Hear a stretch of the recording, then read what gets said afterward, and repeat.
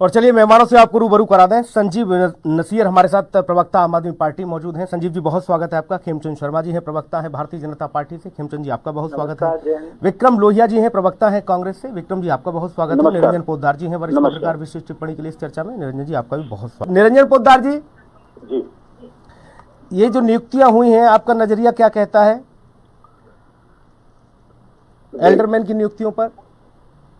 देखिए सुनील जी, ऐसा है कि दो तीन चीजें हैं जो आपको समझनी पड़ेगी जी। और यहाँ पे जो संजीव जी बैठे हैं, ये तो अपने आप एक, आप ये मान के चलिए, कानून के विद्यार्थी रहे हैं, विधि विशेषज्ञ भी हैं, और मेरी बात को ये मेरे हिसाब से सहमत भी होंगे। क्योंकि देखिए ऐसा है सुनील जी, एक होता है चुने हुए नेता और एक होता है संवैधानिक पद पे नियुक्त एक व्यक्ति। तो जो एलजी हैं, एलजी साहब राष्ट्रपति के प्रतिनिधि और दिल्ली के गार्जियन माने जाते हैं, यानी दिल्ली के अभिभावक माने जाते हैं। और कभी भी एक चीज मैं बता दूं, जो आदमी संवैधानिक पद पे नियुक्त होता है, उसको वो हर कोई भी फैसला लेता है वो संविधान की रोशनी में और संविधान विशेषज्ञों से सलाह मशविरा करके लेता है। एल्डरमैन की अगर नियुक्ति की बात हम करें तो देखिए ऐसा है कि इसके अंदर दो बातें होती हैं। एक होती है परंपरा, यानी कि जो आज तक चलती आई है, और एक होता है वो होती है वैधानिक, यानी कि जैसे उदाहरण के तौर पे मैं आपको बताऊं कि जब चुनाव होते हैं और किसी पार्टी को शपथ लेने के लिए बुलाया जाता है, तो एक परंपरा है कि सबसे बड़े दल को सरकार बनाने के लिए आमंत्रित किया जाता है। लेकिन यह परंपरा है। लेकिन ये राज्यपाल का अपना सत्वाधिकार है कि वो किसको बुलाता है, किसको नहीं बुलाता। संविधान में इसकी कहीं कोई व्याख्या नहीं है।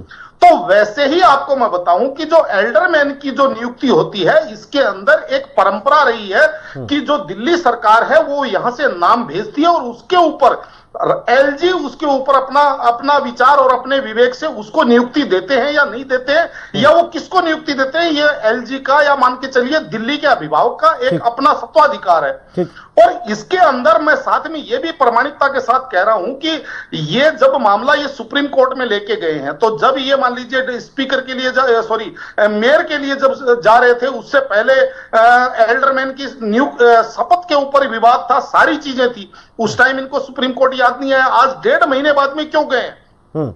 क्योंकि इनको भी उस समय यह चीज का एहसास था कि एल्डरमैन नियुक्ति करने का एलजी का अपने पास एक सत्वाधिकार है, दिल्ली का अभिभावक और प्रथम नागरिक होने के नाते। तो कहने का तात्पर्य यह है कि मेरे हिसाब से इसमें वैधानिक रूप से कहीं कोई त्रुटि नहीं है। हाँ, परंपराएं जरूर टूटी है, इसमें कोई किंतु परंतु नहीं। क्योंकि परंपराएं जो इन्होंने मनोनीत जो इन्होंने स्पीकर तय किया था, उसके अंदर भी परंपरा थी कि भाई सबसे पुराने और सबसे अनुभवी आदमी को मुझे एक चीज समझाइए।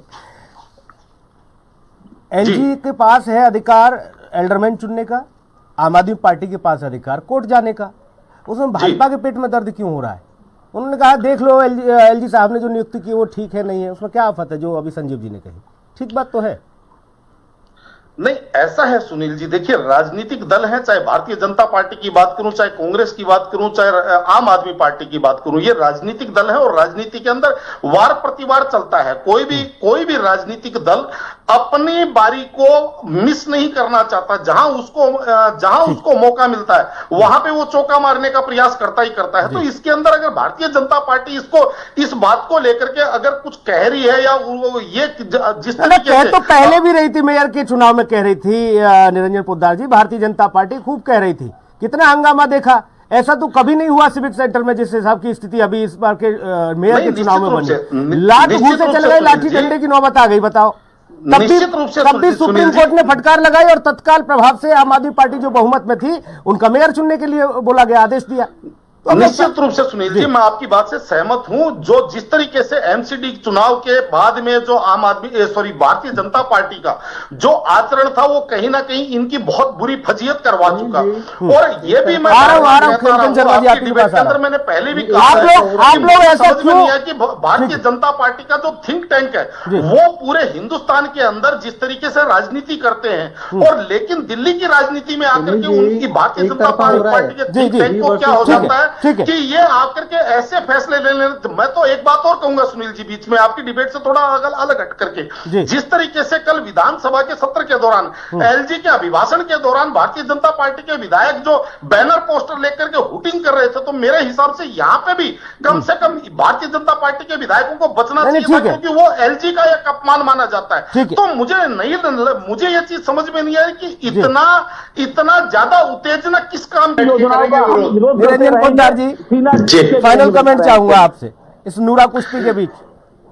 देखिए सुनील जी, अगर मैं बात करूं एल्डरमैन की, तो निश्चित रूप से आम आदमी पार्टी इस बात को जानती है कि ये नियुक्ति कानून संगत है इसके अंदर। और जो ये अनुभव की बात कर रहे हैं, तो मैं इनको पुराने पिछले जो कार्यकाल था उसकी लिस्ट इनको दे सकता हूं, जिसके अंदर इनके कितने अनुभवी थे वो भी इनको पता चल जाएगा। लेकिन यहां पे मुझे जो लग रहा है कि आम आदमी पार्टी भी 31 मार्च तक जैसे तैसे करके इन स्टैंडिंग कमेटियों के जो चुनाव होने हैं, इन चुनावों को खींचना चाह रही है। और आम आदमी पार्टी को इस चीज का पता है कि इस समय जो स्टैंडिंग कमेटी है वो निगम के अंदर सबसे महत्वपूर्ण कहें या निगम का जो वास्तव में है उसकी एक आत्मा कहें, तो ये स्टैंडिंग कमेटी के अंदर इनको पता है कि मामला टाइट चल रहा है, वहां नेक टू नेक फाइट है। तो इस चीज को लेकर के ये सारी तस्वीर, ये सारा मामला स्पष्ट हो जाएगा माननीय सर्वोच्च न्यायालय जब इसमें सुनवाई करेगी। बहुत धन्यवाद चर्चा में जुड़ने के लिए। संजीव जी आप जुड़े, खेमचंद जी आप जुड़े, विक्रम जी आप जुड़े, निरंजन जी आप जुड़े, बहुत धन्यवाद। खास कार्यक्रम में इतना ही, नमस्कार।